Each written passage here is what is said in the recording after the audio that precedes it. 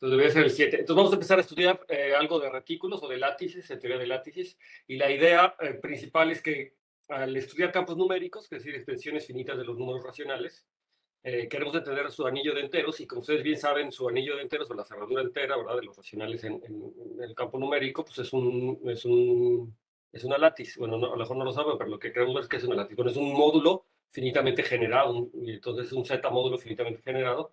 Y entonces eso lo dota de una estructura especial, ¿no? Que es una látice. Y la idea de Minkowski era entender a los números enteros algebraicos, justamente como entenderlos a través de estudiar esta sublátice o esta látice de los números reales, dentro de los números reales. Y entonces, o de los números complejos en realidad. Y entonces, resulta que este punto de vista es de mucha utilidad para entender muchas cosas sobre los números, o sobre los campos numéricos y en particular sobre los anillos enteros.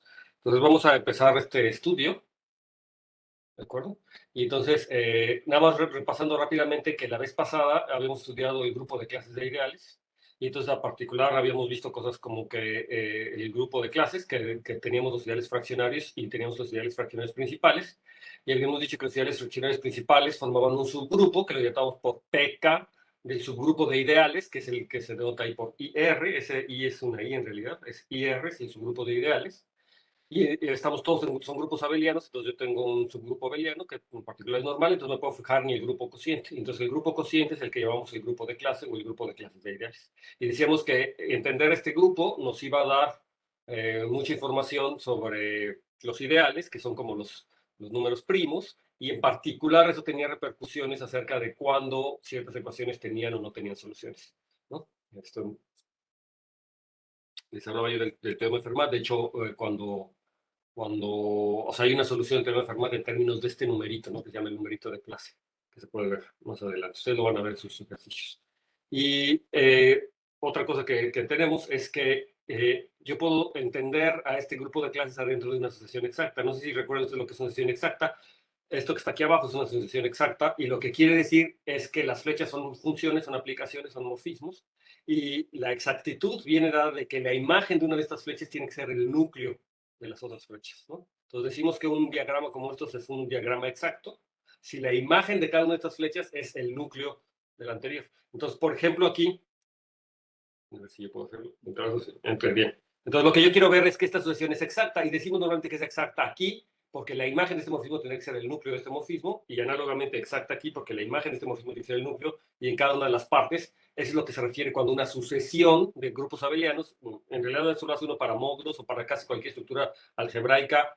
De hecho, en cualquier categoría donde yo tenga esta noción de sucesión exacta, es decir, donde tenga núcleos y conúcleos, y las categorías abelianas en particular, yo puedo definir esta noción. Pero bueno, aquí lo importante es que son grupos abelianos de entrada, y lo que yo quiero es que decir que es exacto quiere decir que la imagen de cada uno de estos morfismos es el núcleo del otro, y eso tiene importantes repercusiones, como vamos a ver más adelante. Pero nada más quiero que nos comenzamos que esta sucesión es exacta. Entonces, estos son grupos abelianos, y aquí el 1 pues se mete al 1, ¿verdad? Esta es la forma natural. Estas son las unidades recuerden que O es un dominio de Dedekind, y entonces aquí yo tengo las unidades del dominio de Dedekind, y entonces este es un encaje natural a las unidades del campo, ¿verdad? Sí, las unidades del campo. Entonces el núcleo, como este es inyectivo, entonces el núcleo pues, es solamente el 1 o el 0, ¿verdad? En este caso, el 1. Si estoy aplicando como grupos abelianos, en realidad debería ponerle 0, pero en grupo se acostumbra a ponerle el núcleo generado por 1, se les pide multiplicativamente. Entonces el núcleo es generado por 1, entonces la imagen es exactamente igual al núcleo. Ustedes pueden ver aquí, ¿no? La inyectividad quiere decir que el núcleo es exactamente el 1. Entonces ver que es aquí exacto es muy claro. Ahora aquí la imagen, pues aquí son las unidades. Exactamente. La cosa, para ver qué es el núcleo, tendría que entender quién es este morfismo. Entonces, este morfismo a cada unidad en el campo me lo va a mandar a un ideal. Entonces, ¿cuál es el morfismo natural que a cada elemento del campo, aquí, digamos, distinto de 0, me lo manda a un ideal? Pues es que me lo está mandando al ideal principal, ¿de acuerdo? Entonces, aquí el morfismo es que a cada elemento A distinto de 0, me lo manda al ideal principal generado por A, ¿ya? Al ideal fraccionario principal generado por A, ¿de acuerdo? Entonces, sería el fraccionario generado por A, ¿ok? Entonces, la pregunta aquí es, ¿quién es el núcleo de este morfismo? ¿No?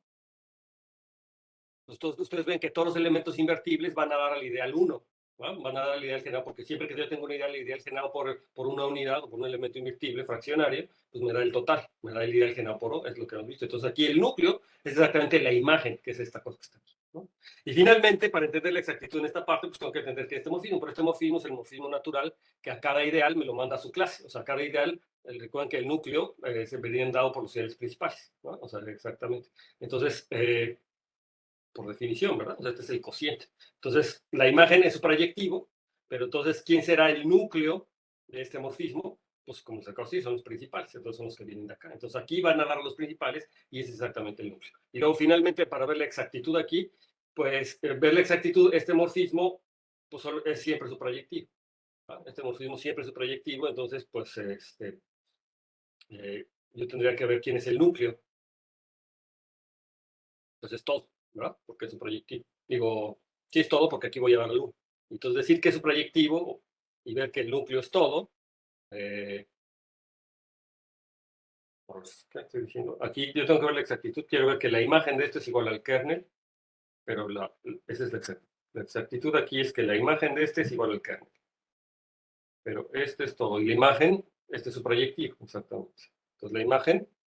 Exacto. Entonces, más bien el que es su proyectivo es este, ¿verdad? Entonces, como este es su proyectivo, entonces ahora sí, la imagen es el núcleo de este morfismo. Exactamente. O sea, este es su proyectivo, entonces la imagen de este morfismo es el núcleo, porque el núcleo de este morfismo es todo, ¿va? Porque todo va a lo largo. Entonces, es lo que mide la exactitud aquí. Entonces, esta sucesión es exacta. Entonces, ponerlo de esta manera nos está diciendo, nos está midiendo como qué tan distinto, de alguna manera, es que todos los ideales sean principales. O sea, este cociente a fin de cuentas lo que está midiendo es qué tan difícil es que un ideal fraccionario sea principal. ¿De acuerdo? Y entonces esto queda más o menos reflejado en la asociación exacta, o para eso sirven las asociaciones exactas de repente, como para darse cuenta qué tan lejos estoy de un ideal de ser principal. ¿No? O sea, qué tan lejos que caiga en la imagen de este morfismo que está aquí. Si el class group, si este, por ejemplo, fuera trivial, entonces me está queriendo decir que todos los ideales son principales, por ejemplo, ¿no? Si no es trivial, entonces quiere decir que hay ideales que no son principales. Y dependiendo qué tan grande es este grupo, entonces estoy viendo qué tan grande es la medida de los ideales que no son principales. Entonces, por ejemplo, la cardinalidad de este conjunto puede ser importante, ¿no? En ese sentido. Está midiendo qué tan grande es.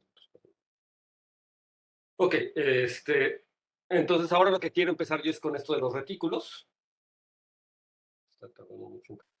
Entonces, pues básicamente la motivación es que recordemos un poco lo que pasaba con los enteros gaussianos. Entonces, recuerden que los enteros gaussianos son esto que llamamos ZI, ¿no? O sea, los enteros con una I, son todos los números de la forma A más B, o los números completos de la forma A más B, donde A y B son números enteros. Y si yo esto lo dibujo dentro del plano complejo, lo que me estoy dando cuenta es que realmente estoy dibujando pues a los puntitos, ¿verdad? Que resultan de la intersección de este retículo. Justamente hago un retículo con coordenadas enteras, ¿verdad?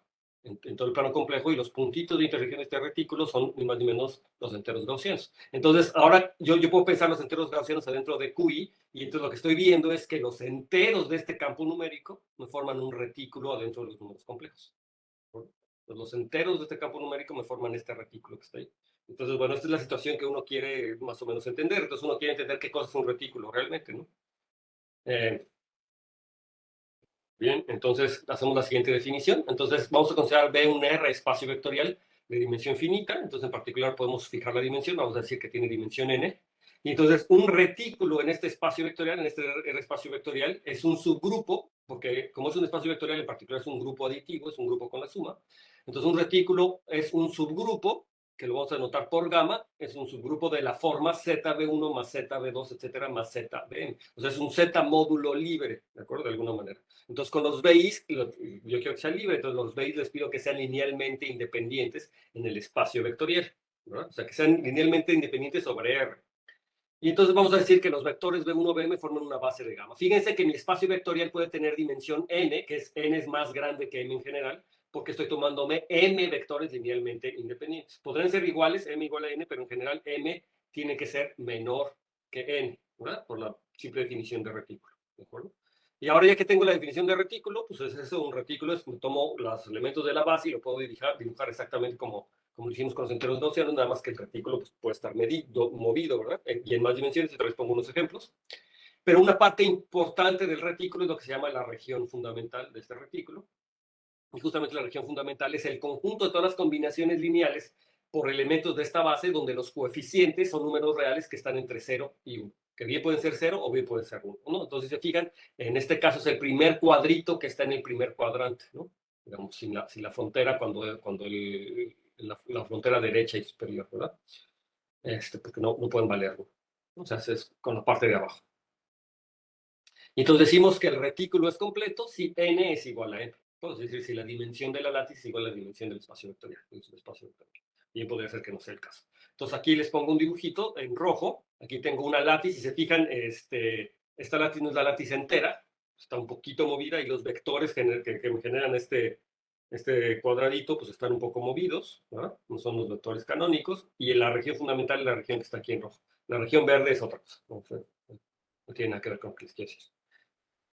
Y aquí, por ejemplo, si yo pienso en R3 como el espacio vectorial B y me fijo en R2, o la látiz entera en R2, ¿vale? Se puede ver como una cuadrícula, esa es una látiz, es un retículo, pero no es completa, ¿no? Porque justamente aquí está generado por dos elementos y mi espacio vectorial tiene dimensión 3. ¿De acuerdo? Entonces es un ejemplo de una látiz que no es completa. ¿Sí? Muy bien. Ahora, un retículo es completo si solamente si vamos a entender como nos gustaría como poder clasificar, para empezar a reconocer como cuándo es un retículo y cuándo el retículo es completo. Yo creo que no es difícil que se den cuenta en esta afirmación que estamos haciendo aquí, que un retículo es completo si solamente si los trasladados de la región fundamental me van a cubrir a todo el espacio vectorial B. En el caso que les había puesto de dibujito sobre la látiz en el plano, un retículo en el plano, si me tomo esta región fundamental, yo me fijo que si la traslado, ¿verdad? Por elementos en la látiz, si yo lo traslado por elementos en la látiz, o sea, ¿qué quiere trasladar por elementos en la látiz? Pues quiere decir sumarle gamma, ¿verdad? Donde gamma es un elemento en la látiz. Si yo lo sumo, y si esto cubre a todo el espacio vectorial, entonces esa es una forma de decir que es completo. Queda claro que en el ejemplo, por ejemplo, anterior, por favor, no me hagan la payasada de hace rato. No la payasada de hace rato. No me puedo creer. No quiero la payasada de hace rato. Déjame ver si lo puedo.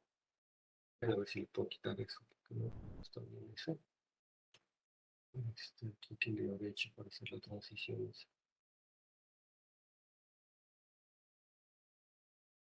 Aquí lo voy a empezar por presentar.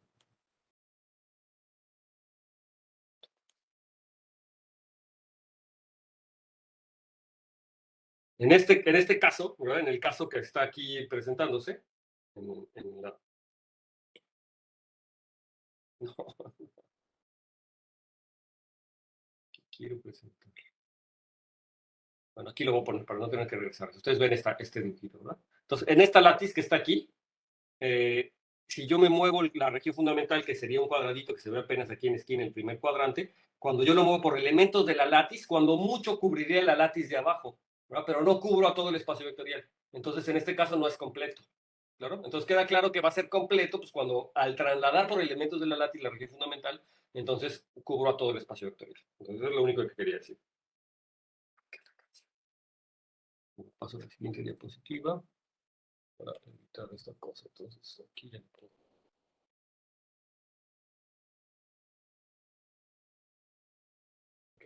Entonces ahí está la región fundamental y así está cubierto. Es lo que es completo. Entonces lo único que uno puede entender o guardar es esto, ¿no? Todo el espacio vectorial es la unión de los trasladados.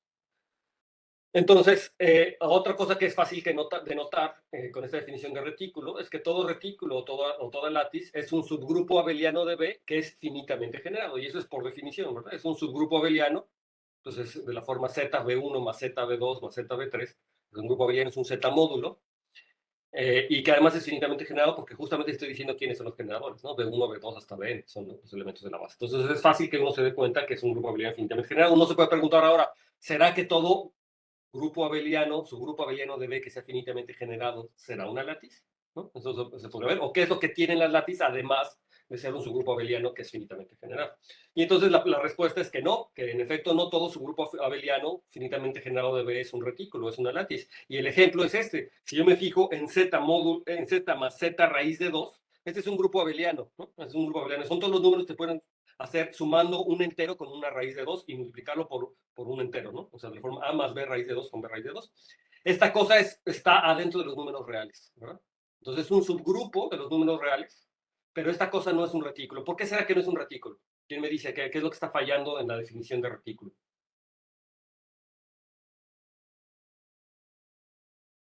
Aquí el espacio vectorial B son los reales, no es un R espacio vectorial, pero sin embargo Z más Z raíz de 2 no es un retículo. ¿Por qué?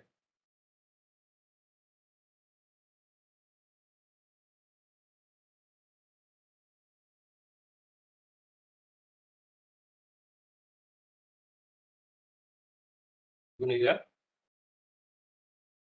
Diga, no importa. Lo que quiero oír es que están aquí, que están participando. O sea, es que a mí me parece que sí es de la forma, pero entonces lo único que se me ocurre es que no sea su espacio vectorial, porque de resto me parece que sí. O sea, R, yo para el retículo no requiero que sea un subespacio vectorial. Requiero que sea un subgrupo de B. Mm, O sea, B, el espacio vectorial B, en este caso es R, son los reales. Entonces yo necesito que sea un subgrupo abeliano. Pero además, no, o sea, la definición de retículo no es nada más que sea un subgrupo abeliano. ¿Cuál es la definición de retículo? ¿Quién me recuerda cuál es la definición de retículo que yo les di? o sea, bueno, ese era del subgrupo y que era linealmente independiente, ¿no? Exacto, que era Los generado por uno un uno y subgrupo. raíz cuadrada de 2. Para hacer un subretículo, tienen que ser vectores R linealmente independientes. R linealmente independientes. ¿De acuerdo? Entonces aquí 1 y raíz de 2 no son R linealmente independientes. ¿Sí lo ven? ¿Sí? Podrían ser Z linealmente independientes. De hecho, son Q linealmente independientes. Pero no son R linealmente independientes. Y estoy considerando un espacio vectorial sobre los reales, y entonces un retículo va a ser generado por M vectores linealmente independientes sobre R. R vector linealmente independiente. En este caso, 1 y raíz de 2 no son R linealmente independientes, son linealmente independientes. Aquí es importante notar eso porque sí son Q linealmente independientes. Y son incluso Z linealmente independientes como módulo. ¿Sí? Pero no es R linealmente independiente. Entonces no cumple con esa definición, entonces no es una látiz. ¿No? ¿De acuerdo? Entonces fíjense que R como espacio vectorial, como R espacio vectorial tiene dimensión 1. Entonces sería muy raro, ¿verdad? Que 1 y raíz de 2 fueran linealmente independientes sobre R. O sea, claramente no puede ser. No puede haber más de un vector linealmente independiente en R sobre R. Ok, entonces no es un retículo. Entonces esto es para tener cuidado. Sin embargo, sí es un grupo abeliano. Y además es un grupo abeliano generado por dos elementos, ¿no? Tal cual. Y entonces, ¿qué otra característica tienen los retículos? Pues otra característica que tienen los retículos, así como yo puedo ver, es que forman un subgrupo discreto de B. ¿Ah? ¿Y qué quiere decir que sea un subgrupo discreto? Bueno, lo que pasa es que los reales tienen una topología en sí. De hecho, los espacios vectoriales reales tienen una topología heredada por la métrica que proviene de los reales, de Rn. ¿No? Rn tiene es isomorfo a B, al espacio vectorial B, y bajo este isomorfismo yo puedo trasladar la topología, ¿no? También. Es decir, tengo una topología. Es decir, estos espacios vectoriales reales, además de ser espacios vectoriales o de tener la estructura de espacio vectorial, también tengo la noción de lo que es un abierto con cualquiera de las métricas que provienen de la métrica euclidiana. Es decir, B es un espacio vectorial euclidiano, entonces tengo una métrica euclidiana, tengo un producto interno, tengo una norma, y entonces puedo tener la noción de bolitas alrededor de puntos, y entonces tengo una topología a partir de esa noción de bolitas alrededor de puntos. Las látices, así como las estoy definiendo, al menos como pueden ver en el dibujo, son discretos. ¿Qué quiere decir que eso es discreto? Bueno, es que cada punto tiene una vecindad que solamente contiene ese punto que no contiene otro punto de la látiz más que ese punto. ¿De acuerdo? En otras palabras, que la topología inducida también es la topología discreta, es decir, que en la látiz, en el conjunto que estoy teniendo, cualquier conjunto de la látiz es abierto y cerrado a la vez con la topología inducida por el espacio vectorial. Sí, es decir, que tengo puntitos realmente aislados. En particular, una consecuencia de los subgrupos discretos es que no tengo puntos de acumulación, ¿verdad? Entonces, eso es lo que está pasando, ¿no? Yo no puedo tener puntos de acumulación, cada puntito lo puedo aislar con una bolita que solamente contiene ese punto, ¿verdad? O que los únicos puntos de acumulación son ellos mismos, ¿verdad? O sea, las funciones constantes. Ahí no puedo tener sucesiones distintas de la constante que converjan a algún punto ahí. Entonces, esa es una característica de los retículos. A ver, yo me podría detener bueno, en este caso es muy fácil, ¿verdad? Porque cualquier elemento, fíjense que bastaría demostrar que el cero, en vez de hacer la demostración, los voy a convencer así, ¿no? Bastaría demostrar que el cero tiene una vecindad, ¿verdad? Que solamente contiene el cero. El cero es cualquier punto en la látiz, es un punto en la látiz, ¿no? Es un punto en el retículo. Entonces, si yo pudiera ver que el cero tiene un punto, digo, tiene una vecindad que solamente contiene ese punto, entonces cualquier otro punto en la látiz va a cumplir con esa propiedad porque la topología, o sea, las bolitas es simplemente trasladar esa bolita hacia a cualquier otro punto. Entonces, si esa bolita yo la traslado a cualquier otro punto, si cualquier otro punto de la látiz lo puedo obtener por una traslación, entonces traslado esa bolita a cualquier otro punto, tampoco ese otro punto puede tener más puntos que los de esa bolita, ¿no? Así, al menos intuitivamente es lo que puedo hacer, ¿no? Si yo veo que el cero cumple con esa propiedad, cuando traslado esa bolita a cada uno de los puntos de la látiz, pues tampoco va a tener ningún otro de los puntos de la látiz. Entonces, digamos, al menos intuitivamente, yo puedo ver que en efecto toda látiz es un subgrupo discreto de B. Y ahora una pregunta interesante sería si con esto ya basta. Es decir, si cualquier subgrupo discreto, pues cualquier subgrupo abeliano finitamente generado, que además sea discreto de B, eso ya implica que es una látiz, ¿no? Y entonces, en efecto, ese es un teorema que me dice que cualquier subgrupo discreto de un espacio vectorial, entonces en particular este subgrupo tiene que ser un subgrupo abeliano, es un retículo si solamente si es discreto. Entonces, cualquier subgrupo, un subgrupo gamma de B es un retículo si solamente si es discreto. Y de hecho, esta podría haber sido otra definición que yo les pude haber dado de un retículo. En muchos textos, la definición de un retículo o de una látiz es justamente que es un subgrupo discreto de un espacio euclidiano, ¿no? Ni siquiera hacen referencia tanto al espacio B. Entonces, es un subgrupo discreto de un espacio euclidiano, y un espacio euclidiano es, ni más ni menos, un espacio vectorial real de dimensión finita, ¿no? Con su norma y su topología inducida por esa norma. Un espacio vectorial normado de dimensión finita, con cuya norma es dado por un producto interior, ¿no? Como de los reales, ¿no? Es decir, también me estuve pensando si valía la pena hacerles la demostración de esta situación, pero creo que intuitivamente es fácil verlo más que centrarse en la demostración, porque lo que queremos utilizar es realmente este hecho, ¿no? O este tipo de situaciones para ver que mis objetos que voy a querer estudiar van a ser retículos, y tengo que entender algunas otras cosas. Pero creo que intuitivamente es claro, ¿no? O sea, ya vimos que es claro que, bueno, más o menos vimos que los retículos pues, son subgrupos discretos. Ahora habrá que ver que un subgrupo discreto también es un retículo. Y aquí juega mucho la invarianza, ¿verdad? O sea, que yo puedo mover bajo traslaciones las cosas, ¿no? Y, eh, y esta situación de que en una región fundamental no puedo tener una infinidad de elementos, no puedo, o sea, eh, básicamente si yo cierro la región fundamental me queda un conjunto compacto, ¿no? Entonces, eh,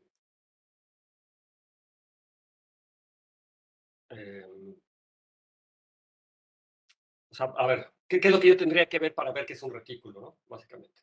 O sea, lo que yo tendría que ver para ver que es un retículo, pues tendría que escoger o decirme qué vectores linealmente independientes me generan a mi espacio vectorial, ¿no? O sea, digo, a mi gamma. ¿Quiénes son? De tal manera que mi gamma se vuelva z por b1 más z por b2 más z por b3, etcétera, ¿no? Y entonces la pregunta es como, ¿quiénes podrían ser esos elementos, ¿verdad? ¿Quiénes podría escoger yo como esos elementos? Y entonces la pregunta es que cómo les hago. Y entonces la cosa es que la región fundamental me cubre a todo el subgrupo, ¿verdad? Y entonces yo puedo escoger como representantes de ese subgrupo, de todos los elementos acá.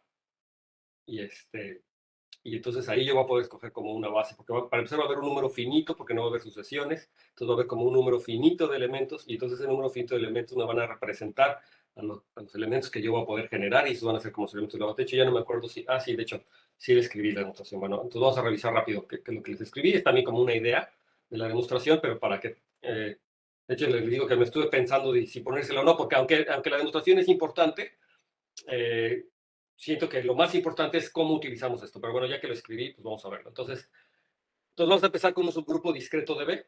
Y entonces lo primero que tengo que ver es que este subgrupo discreto es cerrado, ¿no?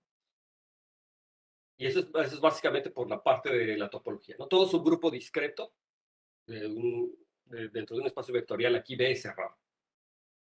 Se los dejo de naranja. Esto sí es un ejercicio. ¿Ustedes han tomado un curso de topología? La gente secundaria, digo, la gente de licenciatura. La gente de licenciatura, sí, sí llevaron ya un curso de topología. Sí. Yo lo llevé este semestre y creo que ese era un problema, que si Ujú. tenía un grupo topológico, todo su grupo era cerrado, creo que era. No, no, no. O Eso no es no, cierto. Pero bajo ciertas condiciones sí. ya no recuerdo qué pedía, pero creo que era.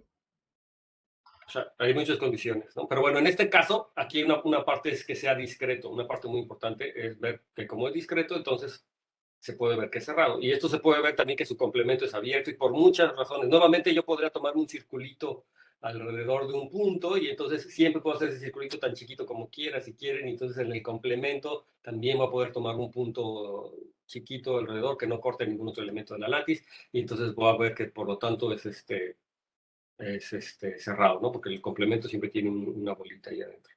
¿Sí? Eso digo, hay que hacer algún truquito de traslaciones y cosas como la que le estoy diciendo, pero a fin de cuentas se puede llevar a esa situación. Es un ejercicio, se los voy a dejar como ejercicio. Vean que un subgrupo discreto de B o de Rn, es decir, de Rm si quieren, no importa. Entonces es cerrado necesariamente. ¿Ok? Y entonces lo que yo puedo considerar es el subespacio vectorial de B generado por gamma, ¿no? Entonces, gamma es un subgrupo, ¿verdad? Es un subgrupo adentro de un espacio vectorial. Entonces, esos elementos me generan un espacio vectorial. Me puedo fijar en ese espacio vectorial. Y entonces, necesariamente tiene dimensión finita porque es un subespacio vectorial del espacio vectorial original B. Entonces, es un espacio de dimensión finita. Entonces, pues, yo puedo tomarme M igual a la dimensión de ese espacio vectorial. Y ahora, como yo tengo M, pues debería tener una base, ¿verdad? De dimensión M. Pero el espacio vectorial B0 está generado por gamma. Y no sé si recuerden que esta es una situación, ¿verdad? Yo tengo un conjunto de vectores que me genera un espacio vectorial, siempre existe un subconjunto de ese conjunto de vectores que son linealmente independientes, es decir, que me forman una base del espacio vectorial. Es muy fácil, ¿verdad? O sea, si me tomo un elemento, si ese elemento ya genera todo el espacio vectorial, pues es linealmente independiente. Ahora me tomo otro elemento que genera. Entonces puede ser que sean linealmente dependientes, pero no puede ser que todos los elementos sean linealmente dependientes, al menos que tenga dimensión 1, ¿no? O sea, la situación que uno hace en el álgebra lineal. Bueno, haciendo un recuerdo de sus cursos de álgebra lineal, ustedes saben que existe un subconjunto del conjunto de generadores que en efecto son linealmente independientes. Es decir, lo que estoy diciendo es que puedo escogerme una base de B0 cuyos elementos que generan, o cuyos elementos en la base están exactamente en mi conjunto de generadores, pero mi conjunto de generadores es gamma, es la látiz. Es decir, puedo escoger una base que viva en gamma, ¿no? Y entonces me puedo fijar ahora en la látiz generada exactamente por esos vectores. O sea, gamma 0 le llamamos a ZB0 más ZB1, etcétera, más ZBN. Es una látiz que por supuesto está contenida en el subgrupo discreto de B. ¿De acuerdo? Entonces, lo que me gustaría ver es que, de hecho, gamma es igual a gamma cero, ¿verdad? Eso, a fin de cuentas, lo que me gustaría ver para demostrar que gamma es una látiz. Y ya les dije cómo lo hicimos para escoger estos elementos aquí en la base. Y entonces, lo que sí hay que ver es que el gamma cero es un retículo completo de B0. ¿Por qué? Pues porque gamma cero está generado por M vectores y B0 pues tiene dimensión M. Es un retículo completo de B0. Y eso en particular lo que quiere decir es que la región fundamental, ¿verdad?, de esta látiz gamma cero cubre a todo B0, ¿no? Eso en particular lo tengo que tener en cuenta. Ahora, lo que yo afirmamos es esta cosa, que el índice de gamma sobre gamma cero es finito. Y entonces ahí va un poco el argumento que les trataba de decir hace rato. Y van a ver ahorita por qué es importante ver que el índice es finito. Entonces, el índice de gamma sobre gamma cero es finito, porque en efecto, si yo me tomo un conjunto de representantes de las clases del cociente de gamma con gamma cero, recuerden que gamma y gamma cero son grupos abelianos, gamma cero es un subgrupo de gamma, un subgrupo muy particular, entonces puedo fijarme en el cociente. Entonces ahí está el cociente y pues me fijo en el cociente, son las clases, ¿verdad? Son las clases. Entonces me puedo fijar en un conjunto finito de representantes, un conjunto de representantes, que son los que llamo gamma i de i en i. Y lo que quiero ver es que este conjunto es finito, en efecto, ¿verdad? Eso quiere decir demostrar que el índice es finito, ¿no? Que tiene un número finito de clases.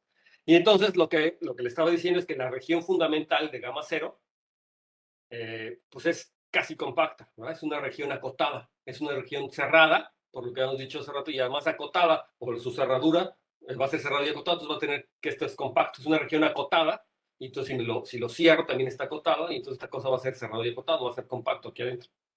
Entonces, yo sé que los trasladados de la región fundamental me van a cubrir a todo B0, y los trasladados por elementos de gamma cero, eso es porque es una látiz completa. Entonces, ahí les tengo la figura, ¿no? Ahí me está trasladando todos.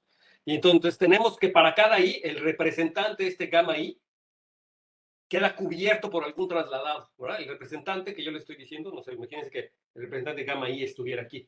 Entonces, eso quiere decir que está en una región, o sea, si esta es la región fundamental, vamos a pensar que es la región fundamental, entonces ese gamma I lo trasladé o lo cubrí gracias a haber trasladado la región fundamental. Eso quiere decir que si lo regreso, o sea, si lo traslado de regreso, pues debería haber un elemento en la región fundamental que a la hora de trasladarlo llegue ese gamma I. En otras palabras, lo que estoy diciendo es que existe un gamma cero en la región fundamental, de tal manera que al sumarle un elemento de la látiz para algún elemento en la látiz, entonces lo voy a recuperar. O sea que el gamma i se convierte como un gamma i 0 más gi con el gi en la látiz, ¿verdad? Eso quiere decir que lo trasladé. por el elemento GI. De hecho, este GI es el que me va a funcionar para trasladar a toda la región fundamental hasta allá arriba. Si lo traslado completamente, adentro tiene que estar el gamma I con este representante. Entonces, como les decía, como el phi barra es compacto y como gamma es discreto, no puede haber un número finito, no puede haber una cantidad infinita de estos elementos aquí, ¿no? Cuando los jalé a los representantes, cuando los jalo aquí a la región fundamental, no puede haber una cantidad infinita, porque si hubiera una cantidad infinita, como estoy trabajando en un compacto, tendría que tener ahí todos los elementos, los puntos de acumulación, pero el conjunto es discreto, no puede ser. Entonces, quiere decir que solamente tengo una cantidad finita de elementos gamma y cero. Y por lo tanto, eso quiere decir que también tengo una cantidad finita de elementos en las clases, o sea, que solamente hay una cantidad finita de elementos por ahí. ¿De acuerdo? Y eso quiere decir que en particular solamente hay una cantidad finita de clases y por lo tanto el índice tiene que ser finito. Y entonces ya tengo eso, ¿no? De entrada que el índice sea finito. Y ahora otra cosa que tenemos que notar es que si yo multiplico a gamma por el índice, entonces quedo adentro de los elementos de la látiz. Y eso es un poco pues, lo puedo pensar como en los enteros, ¿no? Gamma va a ser las enteros y una sublátiz, por ejemplo, es un subgrupo discreto, es nz. Entonces justamente tengo que multiplicar la z por n y me queda dentro de la látiz, ¿no? Eso funciona en general en estos grupos, los grupos abelianos. Si yo multiplico a Q por gamma, a gamma por Q, perdón, entonces caigo adentro de la látiz. Los puntos que voy a tener ahí en ese grupo discreto van a ser puntos de la látiz. ¿No? Van a ser algún punto de la látiz. Y entonces lo que me está diciendo es que gamma es un subconjunto de 1 entre Q gamma 0, ¿ya? Que a la hora de dividir entre Q, que es esta látiz, ¿no? Simplemente dividir entre Q, ya sé que están generados por los B1s, entonces esta cosa está dentro de un grupo de esta forma, un grupo abeliano libre de esta forma. Y entonces ahora invocamos al teorema fundamental de los grupos abelianos y entonces lo que me está diciendo es que también este gamma, que es un grupo, pues también debe tener una base, es un grupo libre sobre los enteros, entonces también debe tener una base que es 1, 2 hasta R, con el R pues, tiene que ser generado por un número más chiquito de estos elementos. Y entonces lo que me está diciendo es que gamma tiene esta cara. Entonces, como los UI son R linealmente independientes, justamente porque es una base, pues, y porque además generan a B0, entonces concluimos que gamma es un retículo. Digamos, no estoy deteniéndome mucho en los detalles, por lo que les digo, pero ese es el criterio general, y esa es la forma general de ver que el gamma que los subgrupos discretos son retículos, digamos, en términos generales. Como ven, hacemos de repente uso de algunos resultados importantes de la teoría de grupos, ¿no?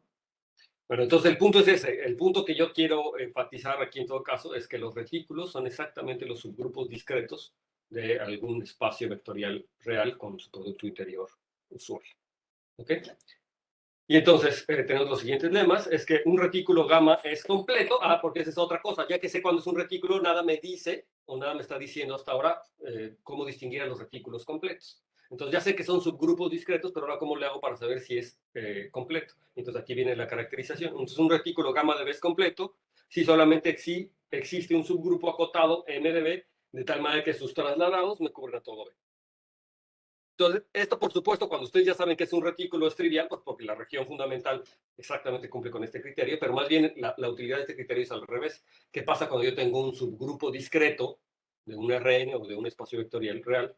Pues ya sé que ese subgrupo discreto, por ser discreto y es una látiz, pero ¿quién me dice que es una látiz completa? Entonces, esto me dice de alguna forma cómo distinguir la látiz completa. Tienes que buscar un subconjunto M acotado de tal manera que sus trasladados cubran a todo B. Si eso lo logras hacer, entonces la látiz será completa. Y bueno, también se puede demostrar, y la idea de la demostración es más o menos en ese mismo tren de ideas de la demostración anterior, y bueno, utilizar esto de la invarianza, ¿verdad? Que yo puedo tapar los elementos trasladando, pero ya no se les escribí, ¿no? Porque aquí, de hecho, lo que es más interesante es lo que sigue y lo que vamos a utilizar. Sin embargo, es útil que ustedes recuerden que los retículos tienen esta cara, ¿no? Tienen esta forma. Ok, entonces vamos a hacer la siguiente definición. Entonces, ¿qué es un espacio euclidiano? Ya lo hemos trabajado, pero lo recordamos. Es un R espacio vectorial de dimensión finita, junto con una forma bilineal que es simétrica, definida positiva y no degenerada. Es decir, que tiene un producto interior. ¿De acuerdo? Entonces, un espacio euclidiano. Entonces, ustedes en todos sus cursos de álgebra lineal y en toda la licenciatura, estamos acostumbrados a trabajar con R, con un espacio euclidiano, el producto punto, pero deben de saber que hay otros digamos, productos interiores, y eso pues, también lo recuerdan en sus cursos de álgebra lineal. Y bueno, esos productos interiores realmente vienen de una forma bilineal, ¿no? Y Es una forma bilineal simétrica definida positiva y no degenerada. Que sea simétrica, pues ya saben, ¿verdad? Que puedo voltearlos. El producto de x, y es y x. Que sea definida positiva es que siempre es mayor o igual que 0. Y que sea no degenerada, que solamente vale 0 cuando x es igual a 0. ¿No? Se tienen estas tres propiedades. Ok, y entonces, cuando yo tengo una forma bilineal simétrica definida, y eso yo puedo en particular encontrar bases ortogonales, ¿sí? De los espacios vectoriales, ¿sí? El proceso de Smith o de Gram-Smith se llama, ¿no?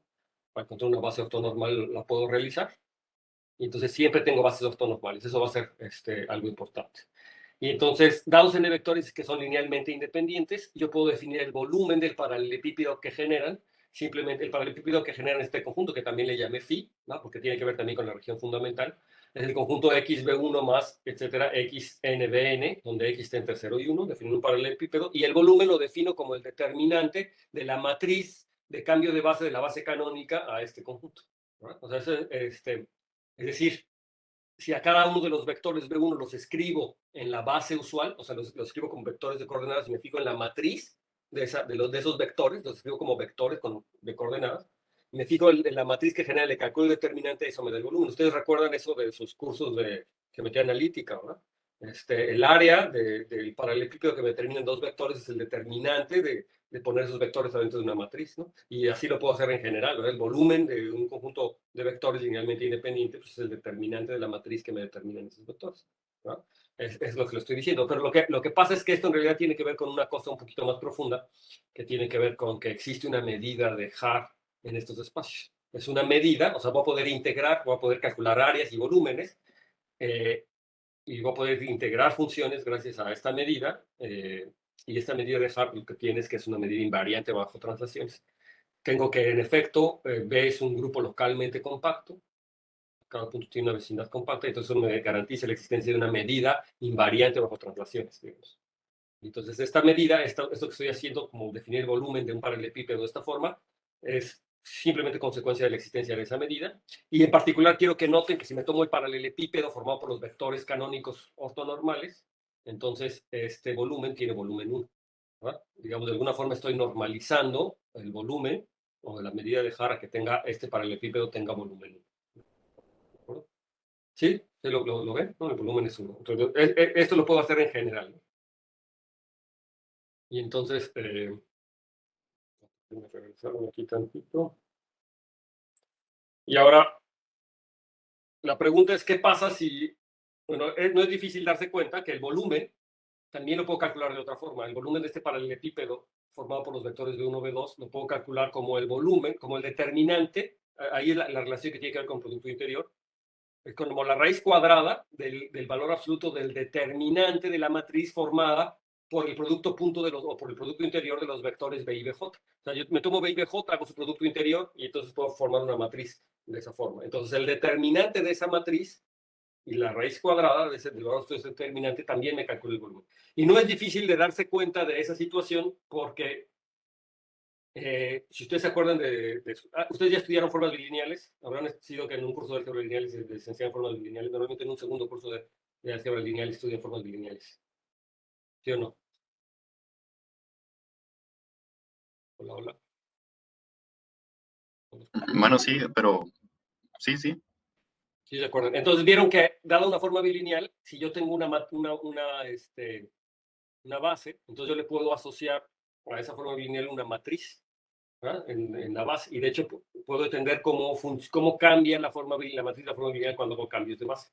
Por ahí, por su transpuesta. Si recuerdan esa cosa, ¿no? Cómo cambiaba la matriz de la forma bilineal cuando cambio una base. Entonces, el hecho es que si yo me fijo justamente en la matriz de cambio de base de la base canónica a esta base, entonces, y escribo la matriz correspondiente, me da esta matriz multiplicada por su transpuesta, ¿no? Me queda la matriz multiplicada por su transpuesta. Y entonces, si yo quiero calcular el volumen, ahora como les había dicho, como el determinante de esa matriz, pues me da que esa matriz me queda que es la matriz de cambio de base de A por su transpuesta, y por lo tanto, como esas tienen el mismo determinante, entonces hay que, o sea, el determinante de la matriz A anterior es el determinante de esta matriz al cuadrado.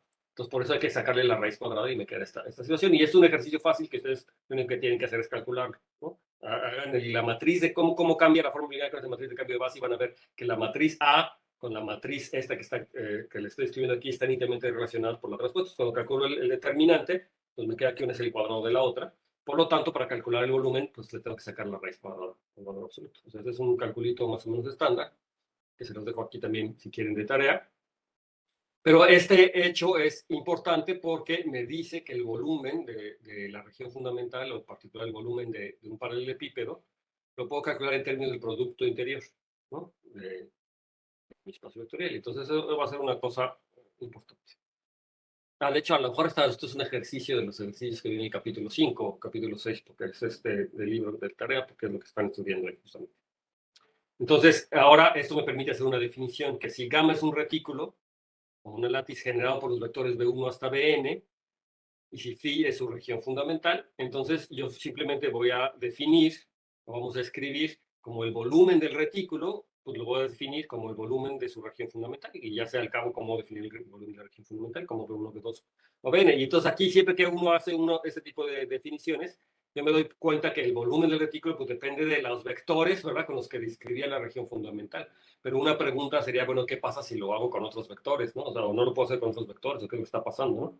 En tal caso, el gamma, como su grupo, pues yo escogí ciertos elementos de la base que lo generan, ¿verdad? O sea, lo generé con ciertos elementos y podría agarrar gamma y a lo mejor generarlo con otro tipo de vectores. Y entonces la pregunta es si cambia la región fundamental o no. Es decir, la región fundamental de una látiz depende, en principio, de la base que yo me escogí, ¿verdad? De la base de vectores que yo me escogí. Pero la pregunta es, ¿y a poco no se podría haberme agarrado otra base y generar también con otra base a mi retículo, ¿no?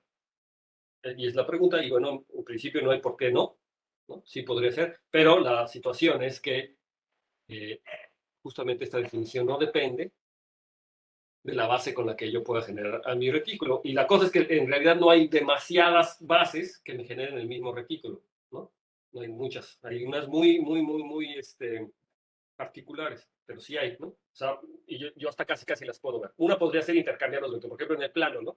Imagínense un retículo en plano. Una sería intercambiar vectores. Entonces eso sería, pero otra sería rotarlos para que me den otro de los cuadraditos del retículo, ¿no?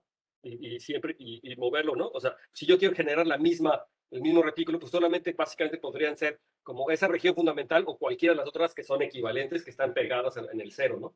Esas serían las otras regiones fundamentales que yo estaría moviendo.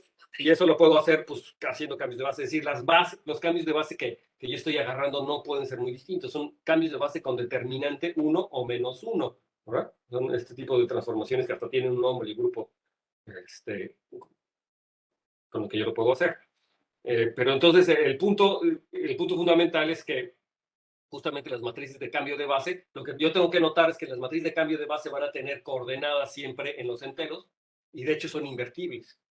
¿Verdad? Las matrices de cambio de base de una región fundamental a la otra, en estas bases, siempre tienen coordenadas enteras y además son invertibles. Eso quiere decir que el determinante de la matriz, por la teoría que ya hemos estudiado, tiene que ser una unidad en los enteros. Y entonces, como el determinante de la matriz es una unidad en los enteros, pues no le queda otra más que ser 1 y menos 1. Entonces, los determinantes de las matrices de cambio de base son 1 y menos 1, y por lo tanto, el volumen, cuando yo hago este cambio, pues va a cambiar por 1. ¿Verdad? O sea, no es decir, no cambia, se mantiene invariante. ¿De acuerdo? Entonces, eso hace ver que el volumen de una látiz, así como lo estamos definiendo, de un retículo, pues es invariante, que no depende de la base que yo me agarre, ¿no? Y es justamente corresponde con mi intuición geométrica de lo que le estoy diciendo cuando yo muevo los elementos. ¿Alguna duda? Yo, por supuesto, estas cosas hay que hacerlas con mucho cuidado. Yo ahorita como les digo, me estoy yendo rápido porque prefiero enfatizar en las ideas. Y yo sé que en su tarea, en el capítulo 6, ustedes lo van a leer, ahí lo hacen con mucho detalle. Pero entonces, yo quiero enfatizar las ideas para que cuando lo lean también sepan de lo que están hablando, ¿no? La intuición que ella desarrolla. Ok, entonces ahora vamos a una definición. Nos vamos a decir que un subconjunto X de B es centralmente simétrico si dados cualesquiera puntos X en X, entonces el punto menos X también está en X. ¿De acuerdo? Estos conjuntos son muy importantes y de hecho son muy importantes para hacer algunas demostraciones. Entonces, un conjunto X es centralmente simétrico si siempre que yo tengo un punto X, su inverso aditivo también está, ¿no? Y entonces ustedes ven eso, ¿verdad? Si yo me imagino la retícula en el plano, me pongo el punto X menos X, pues es el que está centralmente simétrico ese. Entonces el conjunto va a ser centralmente simétrico si siempre cumple esa condición. Entonces, por ejemplo, las bolitas alrededor del cero son centralmente simétricos, pero por supuesto que no son los únicos conjuntos que son centralmente simétricos, ¿verdad? Las bolitas son unos muy bonitos, pero no todos los conjuntos que son centralmente simétricos son bolitas. Hay unos, ¿quién se imagina uno, por ejemplo? Un conjunto que sea centralmente simétrico y que no sea una bolita.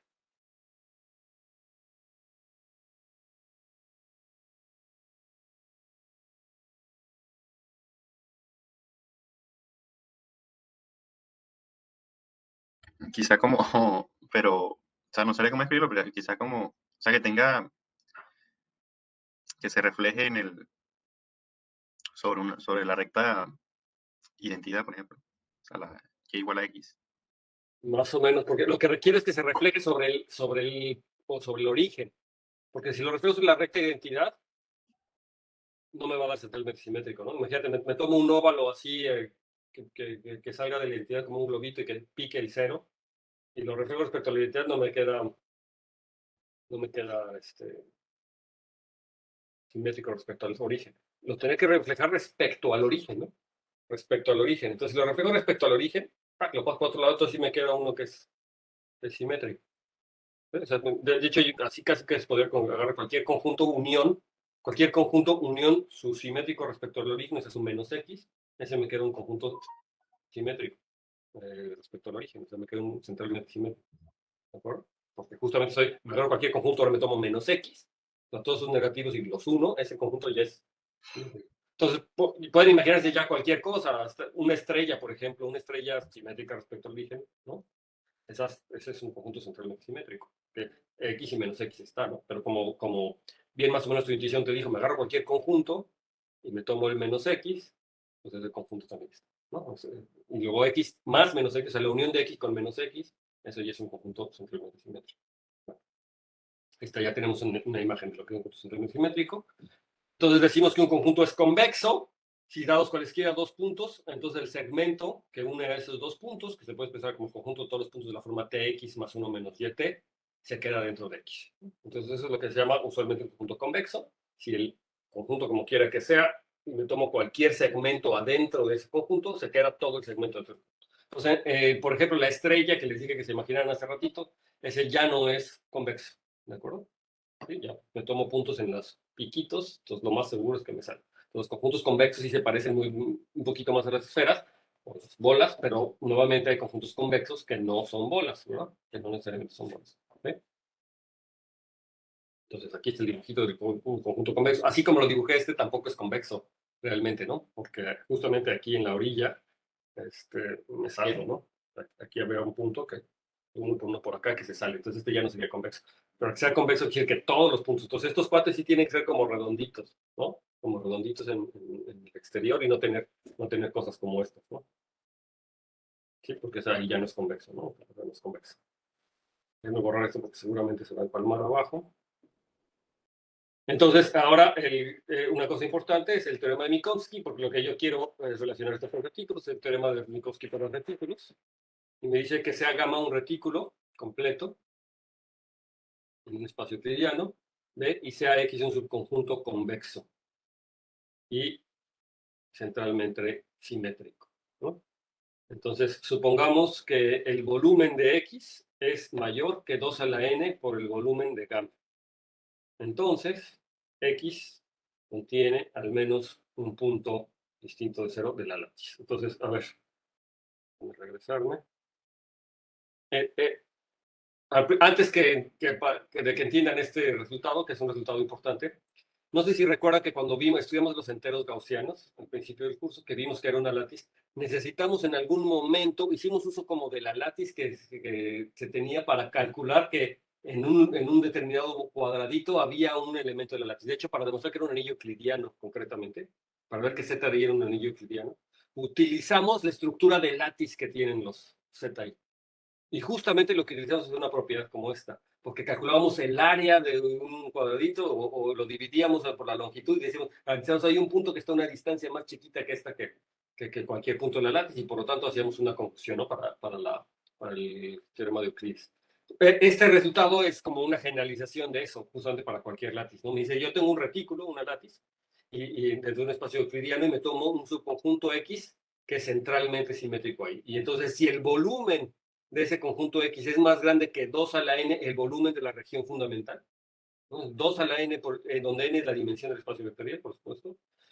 Entonces, el volumen 2 veces el volumen de la región fundamental, entonces el punto X tiene un punto, digo, el conjunto X contiene un punto de la látice, ¿no? Necesariamente, además que es distinto del cero. Entonces, eso es como para garantizar. De hecho, esto se utiliza para una demostración realmente, ¿no? Y es como también como parte importante del estudio general de retículos. Y más adelante puede tener alguna relevancia. Pero eso es como lo que quiero que se guarden ustedes en la idea, es como esa imagen geométrica, ¿no? El volumen en el caso del plano es como el área, ¿no? Entonces estoy tomando un conjunto simétrico con respecto al origen, ¿no? Convexo. Eso quiere decir que en particular el cero tiene que estar ahí también, ¿no? Es como una manchita alrededor del cero, convexo. Y centralmente simétrico.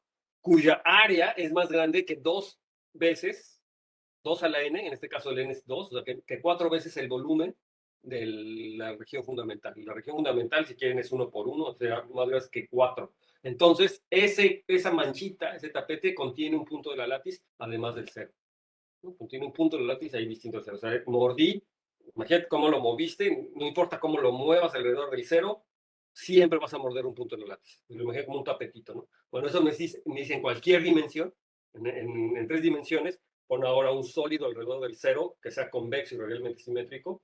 Si el volumen de esa cosa es más grande que 8 veces el volumen de la región fundamental, entonces no importa cómo la muevas, esa cosa alrededor del cero, no importa cómo la muevas, de hecho no importa cómo la muevas para pronto, siempre va a tener un punto de la látiz. No importa cómo lo trasladas yo, a fin de cuentas, siempre va a morder un punto de la látiz. Lo cual es intuitivamente tampoco es tan difícil darse cuenta que eso es cierto. Lo interesante es que aquí o sea, que este resultado es general siempre, ¿no? Para cualquier dimensión en todos lados. Cosa que, Ahí, sí, ahí el volumen de X es el volumen de en Rn, ¿no? ajá, en RN. Sí, aquí no les dije explícitamente, pero toda esta discusión de que tengo una medida de Haar que es invariante bajo traslaciones y que proviene básicamente de la medida de la norma, o sea, que proviene básicamente de este determinante que yo le hago para calcular volúmenes, ¿verdad? Paralelepípedos, el volumen paralelepípedo siempre lo puedo calcular, me permite calcular volúmenes de básicamente cualquier conjunto, ¿sí? Básicamente, o sea, de hecho, realmente es de cualquier conjunto medible, ¿no? Pero los conjuntos medibles en este caso son los conjuntos de Borel.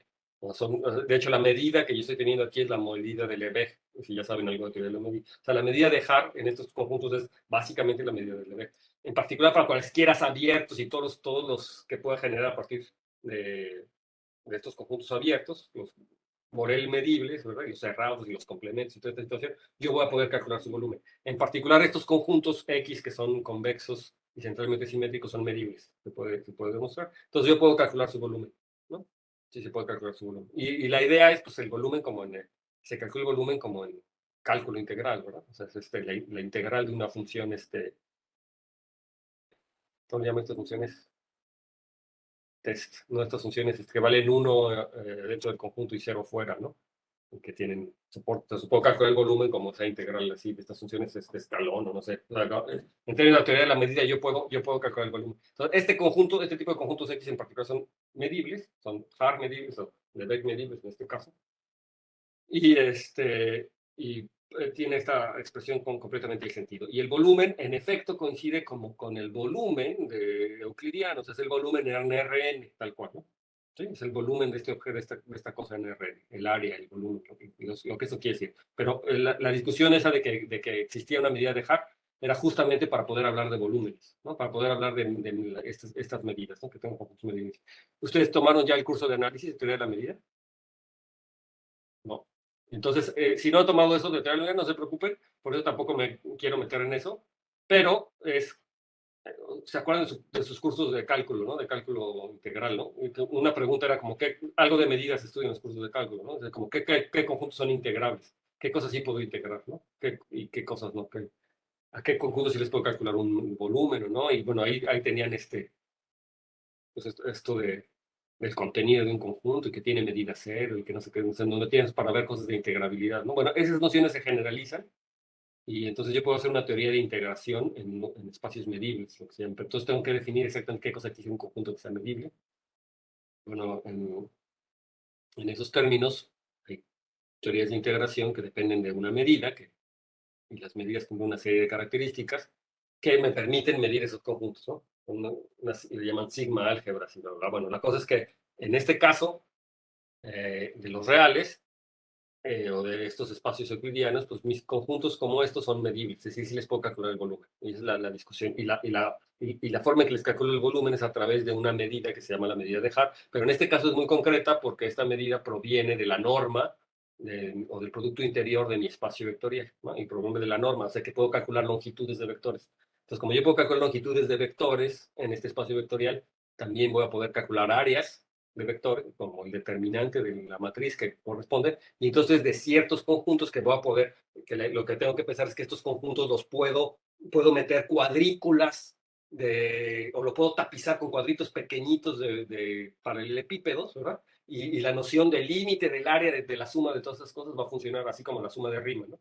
La noción del límite de las áreas de todos esos vectorcitos o de esos paralelepípedos con los que voy a poder cubrir en mi conjunto, va a poder tener una suma exterior y una suma interior que van a coincidir, y entonces en esos conjuntos voy a poder definir volumen adecuadamente. O sea, como lo hacemos en cálculo integral, en teoría de integración usual. Entonces, en estos conjuntos se pueden calcular volúmenes, y en particular voy a poder hacer esta noción. Pero sí, intuitivamente es eso, es la noción de volumen en Rn. Nada más que aquí lo estoy haciendo para conjuntos bien, o sea, podrían ser conjuntos bien extraños. Lo único que le estoy pidiendo es que sean radialmente simétricos y convexos, ¿no? Eso me garantiza que sean medibles. ¿Sí? ¿Sí? ¿Respondí tu pregunta? A lo mejor. ¿Sí? ¿Está claro?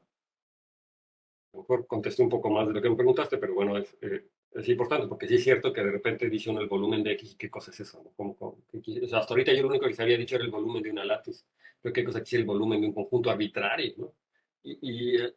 Está bien porque, o sea, hacer ese tipo de preguntas, porque uno como que está calculado a calcular volúmenes de sólidos, ¿no? Y de superficies posiblemente, o de cosas así muy bonitas, ¿no? Cosas que se parecen mucho a cachitos de RN o abiertos de RN, pero cuando yo hablo de un conjunto arbitrario de puntos así, imaginen un conjunto peor que los de Cantor, o sea, pueden llegar a un conjunto tan raro como quiera, con puntos de acumulación, y preguntarse si existe la noción de volumen ahí realmente, ¿no? O sea, si puedo calcular el volumen.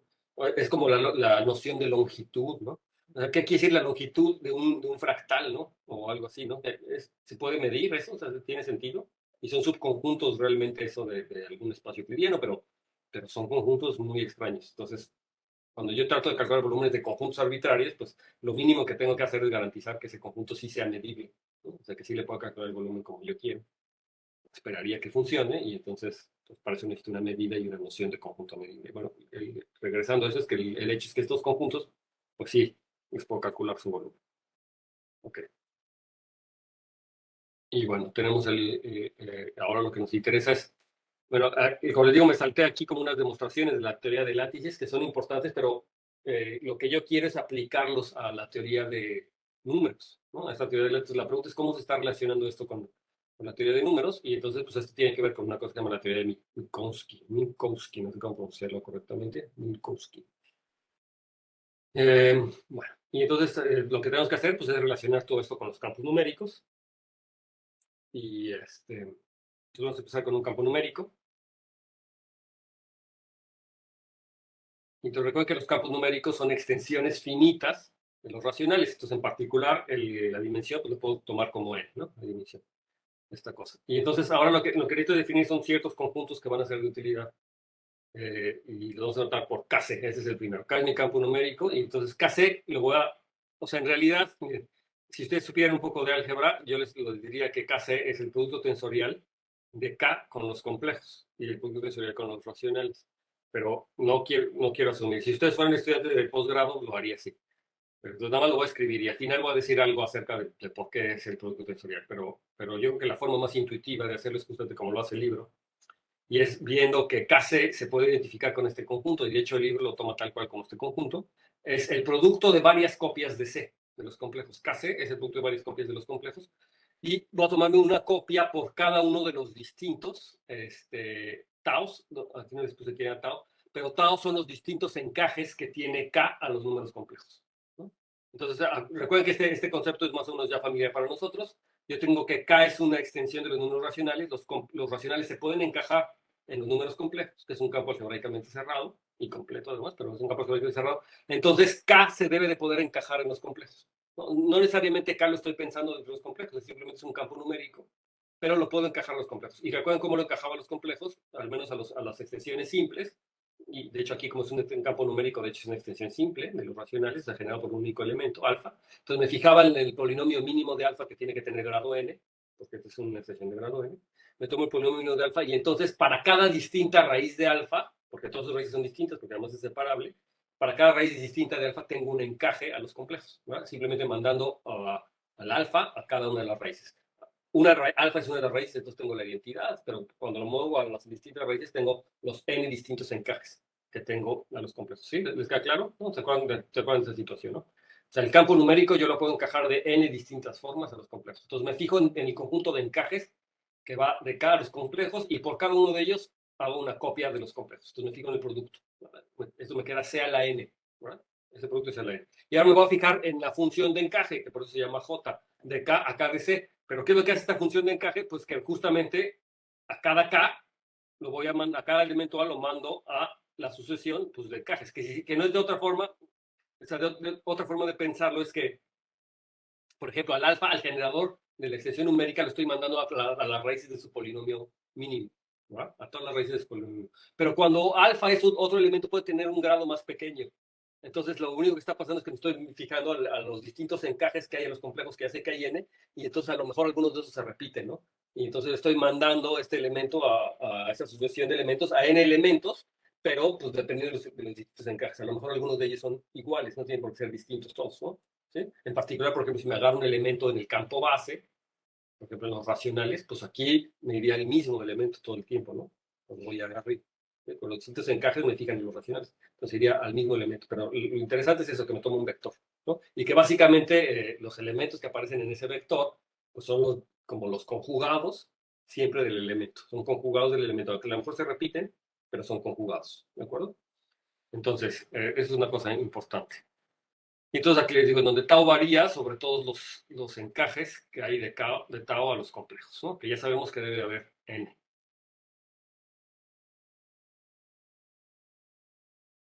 Ok. Entonces Kc, además, tiene una estructura natural de C espacio vectorial, ¿verdad? Pues porque coordenada a coordenada es C a la n, ¿verdad?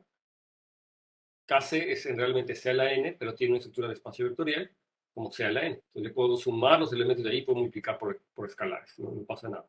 Pero la cosa importante es que además esta cosa tiene una forma bilineal hermitiana. Entonces aquí ustedes recuerdan lo que es una forma bilineal hermitiana. Entonces estas cosas normalmente se estudian en un curso de álgebra lineal 2, o un segundo curso de álgebra lineal donde estudia formas bilineales 1, o luego en la maestría también si tienen un curso avanzado de álgebra. Entonces ahorita lo voy a recordar. Entonces realmente lo que tiene más que una forma bilineal es un producto escalar hermitiano. Entonces esta cosa es una forma bilineal que va de KdC a los complejos, recuerden KdC a la n, o es esta cosa, de tal manera que cumple o que la podemos definir en este caso de esta forma. Esta es la que vamos a definir. Si me tomo dos elementos en KdC, o sea, notar que X está en KdC y Y está en KdC, pero entonces los elementos X en KdC los puedo identificar como vectores indexados por tau, donde tau son los distintos encajes, ¿verdad? Entonces X es igual a un vector X tau y Y es igual a un vector Y tau, donde tau, todas esas cosas están en C a la n, ¿verdad? Son vectores con n coordenadas, pero indexados por tau, porque así como lo escribí.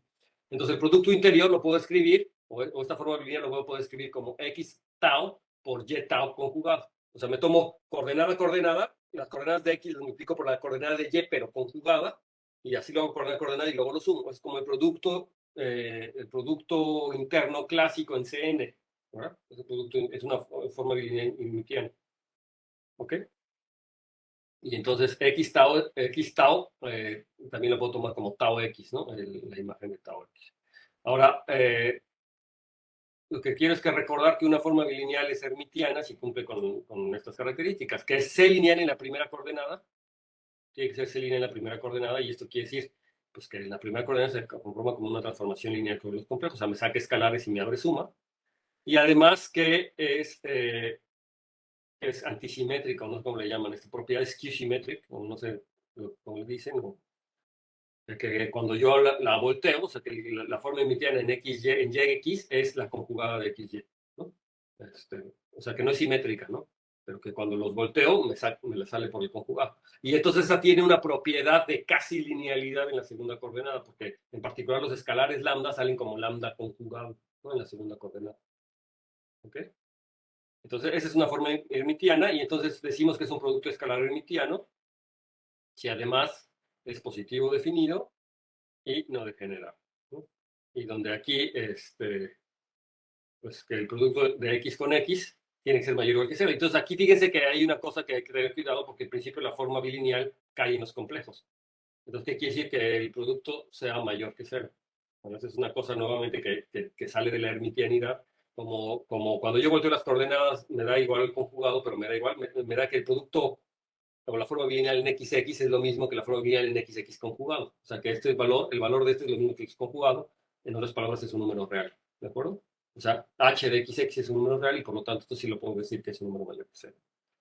Y lo mismo de la no degeneralidad, me dice que es igual a cero si solamente si X es igual a cero. ¿De acuerdo? Entonces ese es un producto escalar hermitiano en un espacio vectorial, y entonces un espacio vectorial que complejo B junto con un producto escalar hermitiano, pues se llama simplemente un espacio hermitiano, ¿no? Así es lo que vamos a decir. Y ahora un espacio de Hilbert, usualmente es lo que es un espacio hermitiano con un es completo, ¿no? O sea, una vez que yo tengo un producto escalar hermitiano, entonces también tengo la noción de una norma, ¿verdad? Entonces tengo la forma cuadrática, tengo una norma, la norma al cuadrado, o sea, tengo la norma definida por ese producto interior, ¿de acuerdo? Y entonces, pues a partir de ahí puedo hablar de la noción de distancia, y por lo tanto puedo hablar de nociones de convergencia, de sucesiones. Y entonces, si toda sucesión es convergente, entonces decimos que es completo. Toda sucesión de Cauchy es convergente, entonces es completo. Y entonces en ese caso, eh, tengo un espacio de Hilbert. ¿De acuerdo? O sea, es un espacio de Hilbert, es un espacio vectorial hermitiano que es completo. Y completo quiere decir que toda sucesión de Cauchy ahí es convergente. Ok, eso es cultura general, ¿no? Entonces, una cosa interesante, y lo pongo aquí con naranja, es que la parte real de una forma hermitiana, ¿y qué quiere la parte real? O sea, me tomo una forma hermitiana y me fijo en la parte real, ¿sí? Siempre que me haga eso, esa la llamamos G. Entonces, eso me determina una métrica riemanniana en el espacio vectorial. ¿Y qué quiere decir una métrica riemanniana? Es una forma bilineal real, simétrica y definida positiva, ¿no? Y en otras palabras, esto se puede expresar como una función g que va del producto tensorial de B con B a los reales. Pero es eso, ¿no? Es una forma bilineal que es real y simétrica y definida positiva. Es muy fácil que ustedes se den cuenta que si me tomo la parte real de una forma bilineal, por eso está en naranja, justamente cumple estas cosas. Y lo que pasa es que las formas bilineales simétricas y definidas positivas son como lo análogo a un producto interior. De hecho, esta cosa justamente me permite medir distancias. Me permite medir distancias. Yo puedo definir una métrica a partir de ahí. Esto es lo que hacen en geometría riemanniana. En geometría riemanniana, para poder definir la noción de métrica y de distancia, pues necesito una forma bilineal como esta, lo que se llama una métrica. Es una métrica riemanniana. Es un producto interior, o la generalización de lo que es un producto interior, básicamente. ¿Ok? Entonces puedo medir distancias. Y entonces a la métrica asociada se le llama la métrica estándar asociada a H, y en términos generales lo que estamos haciendo sería una cosa como, si yo puedo decir la norma de un vector o la métrica de un vector, la longitud de un vector, pues es la raíz cuadrada de esta forma, de esta métrica, digamos, g de x en x y al cuadrado. Si fíjense, si g fuera un producto interior y si es el producto interior, pues exactamente como definimos la norma, ¿no? Bueno, la cosa es que todo esto me ayuda a definir distancias, y entonces con esta forma cada vez es un espacio hermitiano con la métrica, lo que estamos diciendo es que con la métrica estándar, y pues por supuesto con la medida estándar definida por esta métrica, que ya les había dicho que es la de dejar. Ok, entonces ahora una cosa importante es que notemos que el grupo de Galois de los complejos sobre los reales, y ya les había dicho cómo se define el grupo de Galois, pero es el conjunto de todos los automorfismos de campos, en este caso de los complejos a los complejos, de tal manera que cuando lo restringo a los reales me da la identidad. O sea, ¿quiénes son los automorfismos de los complejos a los complejos? De tal manera que me fijan a los reales, que los reales son la identidad. Y entonces ustedes pueden ver que solamente hay dos, que es la identidad y F, donde F es la conjugación compleja. Entonces, ¿sí, no? A más BI, un complejo lo mando a otro complejo y quiero que los reales queden fijos, no hay de a dos, es la identidad y la conjugación compleja, no hay muchos, solamente no hay más que de a dos. Entonces es un grupo cíclico con dos elementos generado por la conjugación compleja, Y entonces hay que ver que este grupo de Galois, este grupo cíclico, de hecho actúa en este campo o en este conjunto KC, que es el producto de los complejos, y de hecho actúa de dos formas. La primera forma es, bueno, en cada vector de esta forma XT, pues simplemente actúa conjugando a cada una de las entradas, ¿no? O sea, es la conjugación usual, ¿verdad? La conjugación en cada entrada pues, lo conjuga, pero también el grupo de Galois actúa sobre el conjunto de encajes, o sea, el conjunto de homomorfismos, de homomorfismos de KC, ¿y cómo actúa? Pues simplemente actúa componiéndolo con la conjugación. Entonces yo me tomo tau, F asterisco tau es otro elemento o otro homomorfismo de KC, otro encaje, y entonces pues lo único que va a hacer es F compuesto con tau, y esto es la conjugación de tau de X. ¿No? O sea, F asterisco tau es ni más ni menos conjugar a tau. ¿De acuerdo? Ya casi acabamos, denme 2 segunditos. Entonces, así juntando estas dos acciones en el conjunto, en el KDC, yo puedo combinar estas dos acciones y entonces tengo una acción que vamos a denotar nuevamente por F y resulta que esta F es una involución. Recuerden que una involución es una cosa que compuesta consigo mismo me da la identidad. ¿De F compuesto con F me da la identidad.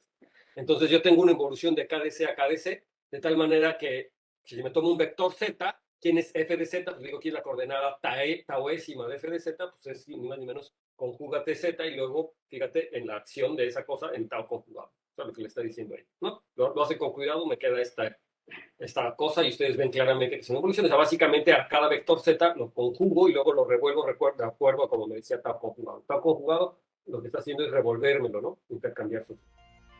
Esa es esa acción. ¿Qué tanto me falta? Déjenme ver.